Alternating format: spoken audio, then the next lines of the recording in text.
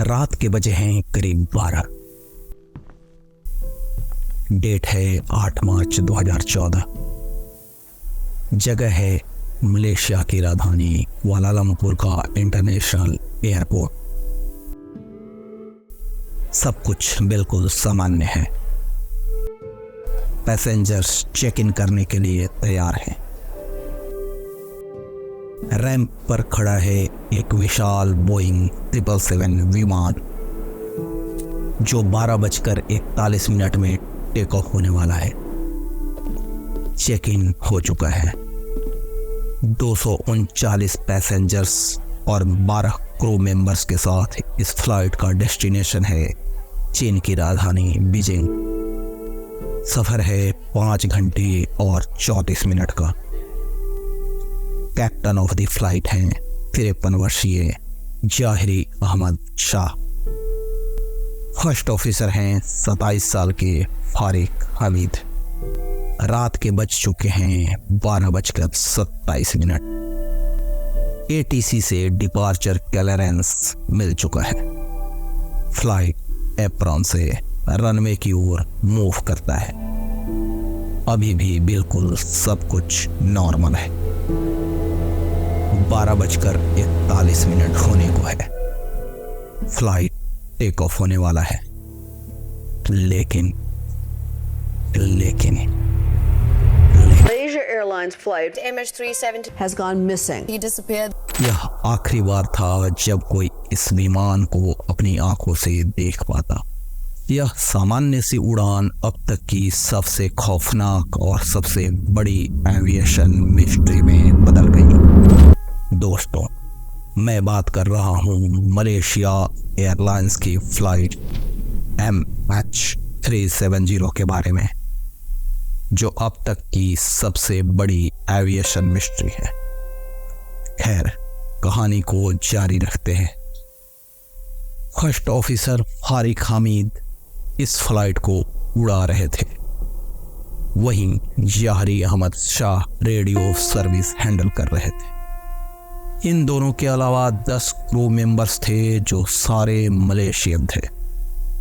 239 passengers में से सबसे ज़्यादा 153 लोग चाइनीज थे, जबकि 38 मलेशियन। इनमें 5 भारतीय भी थे। टेक ऑफ करने के करीब 20 मिनट बाद रात 1:01 में जाहिरी ने रेडियो पर सूचना दी कि विमान 35,000 फीट की ऊंचाई पर है। यह एक गैर जरूरी रिपोर्टिंग थी। आमतौर पर विमान के ऊंचाई छोड़ने की न कि उस तक पहुंचने की सूचना दी जाती है। रात 1:08 में फ्लाइट मलेशियाई रेखा को पार कर चुका होता है और साउथ चाइना सी में वियतनाम की दिशा में बढ़ता है। जाहिरी ने फिर से विमान के 35,000 फीट की ऊंचाई पर होने की सूचना दी। एक ही रिपोर्टिंग 2 बार करना भी थोड़ा अनयूजुअल था। 11 मिनट बाद जैसे ही MH370 वियतनामी हवाई यातायात क्षेत्र के आरंभ के पास एक मार्ग बिंदु के करीब पहुंचा, कुआलालंपुर एटीसी से रेडियो पर कहा गया, Malaysian 370 contact Ho Chi Minh 120.9. जाहिरी का रिस्पॉन्स आता है। यहाँ पर गौर करने वाली बात है कि जाहिरी ने फ्रीक्वेंसी को नहीं दोहराया, जो कि उन्हें करना चाहिए था। ऐसा लगा जैसे वो किसी और काम में व्यस्त हैं और बस फॉर्मेलिटीज के लिए उन्होंने रिस्पॉन्स किया हो। एक बार फिर सुनिए। यही आखिरी शब्द थे जो दुनिया ने MH370 से सुने। उसके बाद कभी भी पायलट्स ने हो ची मिन्ह से संपर्क नहीं किया। MH370 के वियतनामी हवाई क्षेत्र में प्रवेश करने के 5 सेकंड बाद मलेशियाई एटीसी की स्क्रीन से प्राइमरी रडार द्वारा कैप्चर होने वाले सिग्नल्स गायब हो गए और 37 सेकंड बाद MH370 सेकेंडरी रडार से भी गायब हो गया। समय हो चुका था 1:21। टेक ऑफ के 39 मिनट हो चुके थे। कुआलालंपुर एटीसी ने यह मान लिया कि MH370 हो चे मिन्ह के हाथों में है, जो उसकी सीमा से कहीं बाहर है।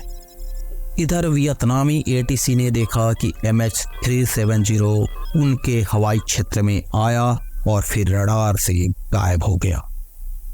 नियमतः अगर प्लेन हैंडओवर होने के 5 मिनट के अंदर ट्रैक न हो तो उसे प्रीवियस एटीसी को इन्फॉर्म करना होता है, लेकिन वियतनामी एटीसी ने ऐसा नहीं किया।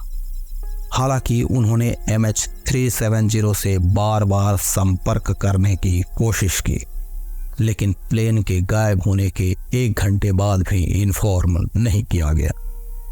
करीब 4 घंटे और बीत गए। सुबह के 6:32 हो चुके थे। MH370 को इस समय बीजिंग में लैंड करना चाहिए था और अब शुरू हुआ अब तक का सबसे बड़ा और सबसे कॉस्टली सर्च ऑपरेशन। आखिर विमान के साथ हुआ क्या था? तकनीकी खराबी, कोई हादसा या फिर कोई जानबूझकर की गई कार्यवाही? खोज को शुरू में साउथ चाइना सी में मलेशिया और वियतनाम के बीच केंद्रित किया गया। इस खोज में 7 अलग अलग देशों ने हिस्सा लिया, लेकिन MH370 वहां कहीं नहीं था। बाद में मलेशियाई वायुसेना के सीक्रेट रडार के द्वारा कुछ और पता चला, जो कि काफी रोचक था। दरअसल MH370 जैसे ही सेकेंडरी रडार से गायब हुआ, यह तेजी से दक्षिण पश्चिम की ओर मुड़ा, ऑलमोस्ट 180 डिग्री। यहाँ पर गौर करने वाली बात है कि कोई भी फ्लाइट ऑटो पायलट मोड में 180 डिग्री नहीं मुड़ सकती। तो क्या पायलट्स ने जानबूझकर इस फ्लाइट को टर्न किया? मलेशियाई वायुसेना के सीक्रेट रडार के द्वारा देखा गया कि वापस मुड़ने के बाद MH370 मलय प्रायद्वीप के पार चला गया और पेनांग द्वीप के चारों ओर घुमा। वहां से यह उत्तर पश्चिम में मलक्का और फिर अंडमान सागर के पार चला गया। करीब 1 घंटे के बाद MH370 वायुसेना के रडार रेंज से भी बाहर हो गया। तो अभी भी सवाल बना हुआ है, आखिर विमान के साथ हुआ क्या था? तकनीकी खराबी, कोई हादसा या फिर कोई जानबूझकर की गई कार्यवाही? गौर करें, कप्तान जाहिरी अहमद शाह का फॉर्मल रिस्पांस, फ्रीक्वेंसी रीड नहीं करना, MH370 का 180 डिग्री का टर्न लेना और कैप्टन ऑफ द फ्लाइट के घर में फ्लाइट सिमुलेटर में करीब इसी तरह का टर्न पहले से दिखाना। क्या सब कुछ सही था जाहिरी अहमद शाह के साथ? जैसा मैंने बताया, MH370 बोइंग 777 विमान था, जिसमें हाईटेक कम्युनिकेशन और ट्रैकिंग सिस्टम लगे थे। तो टेक्निकल खामी का होना लगभग असंभव जैसा लगता है। तो क्या ट्रांसपोंडर को मैनुअली बंद किया गया? एक बात और, MH370 का ऑलमोस्ट 180 डिग्री टर्न लेना भी सोची समझी प्लानिंग के तहत किया गया लगता है, क्योंकि उसे बचना था थाईलैंड के मिलिट्री रडार से। तो पहला शक जाता है captain of the flight Zahiri Ahmed Shah पर, जिन्होंने यह सब जानबूझकर किया।